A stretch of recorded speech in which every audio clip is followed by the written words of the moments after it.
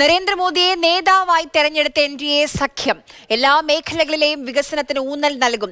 7 സ്വതന്ത്രരും മോദിക്ക് പിന്തുണ പ്രഖ്യാപിച്ചിട്ടുണ്ട്. അർജുൻ പീതാംബരൻ വിവരങ്ങളുമായി ചേരുന്നു. അർജുൻ, നേരത്തെ ഇന്ന് രാഷ്ട്രപതിയെ കാണും അമിത്ഷായും ചന്ദ്രബാബു നായിഡുവും ചേർന്ന് എന്നായിരുന്നു. ഇപ്പോൾ ഇന്ന് കാണില്ലേ?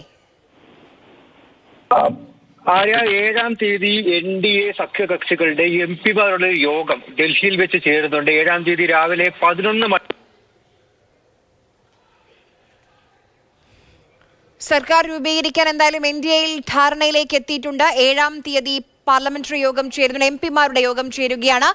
എന്തായാലും ഇന്ന് രാഷ്ട്രപതിയെ നേതാക്കൾ എൻഡിഎ സംഘം കാണില്ല എന്നുള്ളതാണ് ഇപ്പോൾ ഏറ്റവും പുതിയതായി ലഭിക്കുന്ന വിവരം. എൻഡിഎ സംഘം എന്തായാലും നരേന്ദ്രമോദിയെ നേതാവായി തെരഞ്ഞെടുത്തിരിക്കുന്നു. 3-ാം വട്ടവും അധികാരത്തിൽ വരാൻ പോവുകയാണ്. അർജുൻ, തുടർന്നോളൂ.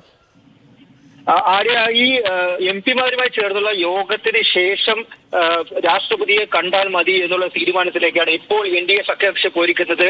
രാഷ്ട്രപതിയെ കാണുമ്പോൾ പോലും അത് എൻഡിഎയുടെ ഒരു ശക്തി പ്രകടന കക്ഷികളിലെ നേതാക്കളെ അണിനിരത്തി ചന്ദ്രബാബു നായിഡുവിനെയും നിതീഷ് കുമാറിനെയും അതുപോലെ തന്നെ ചിരാഗ് പാസ്വാനെയും ഉൾപ്പെടെയുള്ളവരെ അണിനിരത്തിക്കൊണ്ട് രാഷ്ട്രപതിയെ നേരിട്ട് കണ്ട് അവരുടെ ഒരു ശക്തി പ്രകടനമാക്കി മാറ്റുക എന്നൊരു കാര്യം കൂടി ആ ഒരു യോഗത്തിന് അല്ലെങ്കിൽ ആ ഒരു ചർച്ചയ്ക്ക് പിന്നിലുണ്ട് എന്നുള്ളതാണ്.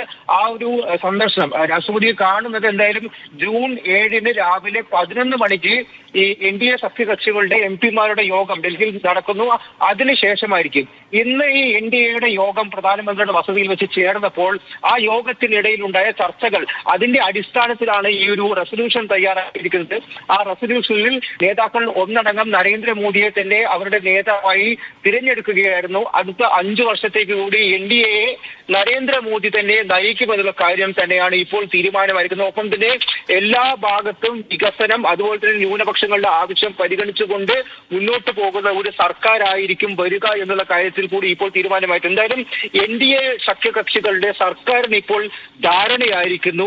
ആ സഖ്യകക്ഷികളിലെ മന്ത്രിസഭ രൂപീകരിക്കുന്നതുമായി ബന്ധപ്പെട്ടുള്ള ചർച്ചകൾ ഇപ്പോൾ പുരോഗമിക്കുന്നതേ ഉള്ളൂ. ഏതൊക്കെ സ്ഥാനങ്ങൾ ആർക്കൊക്കെ വരുമെന്നുള്ള കാര്യത്തിൽ ചർച്ചകൾ പുരോഗമിക്കും. ആ ചർച്ചയ്ക്ക് നേതൃത്വം വഹിക്കുക കേന്ദ്ര ആഭ്യന്തരമന്ത്രി അമിത്ഷാ, പ്രതിരോധ മന്ത്രി രാജ്നാഥ് സിംഗ്, ഒപ്പം ബിജെപി അധ്യക്ഷൻ JP നഡ്ഡ. എന്തായാലും രാഷ്ട്രപതി ഇപ്പോഴത്തെ സർക്കാരിന് ജൂൺ 16 വരെ കൂടി കാലാവധി നൽകിയിട്ടുണ്ട്. അതായത് അടുത്ത സർക്കാർ രൂപീകരിച്ച് അധികാരത്തിൽ വരുന്നത് വരെ ജൂൺ 16 വരെ ഇപ്പോഴത്തെ മോദി സർക്കാരിന് തന്നെ തുടരാം. അതുകൊണ്ട് തന്നെ നിലവിലുള്ള ആഭ്യന്തരമന്ത്രി അമിത്ഷായും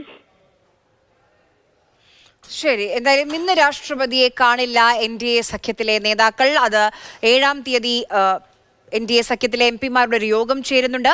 അത് കഴിഞ്ഞ് അന്ന് തന്നെ രാഷ്ട്രപതിയെ കാണാനാണ് ഇപ്പോൾ തീരുമാനമായിരിക്കുന്നത്. എന്തായാലും ഈ സഖ്യത്തിന്റെ നേതാവായി നരേന്ദ്രമോദിയെ ഇന്ന് യോഗം തെരഞ്ഞെടുക്കുകയും ചെയ്തിട്ടുണ്ട്.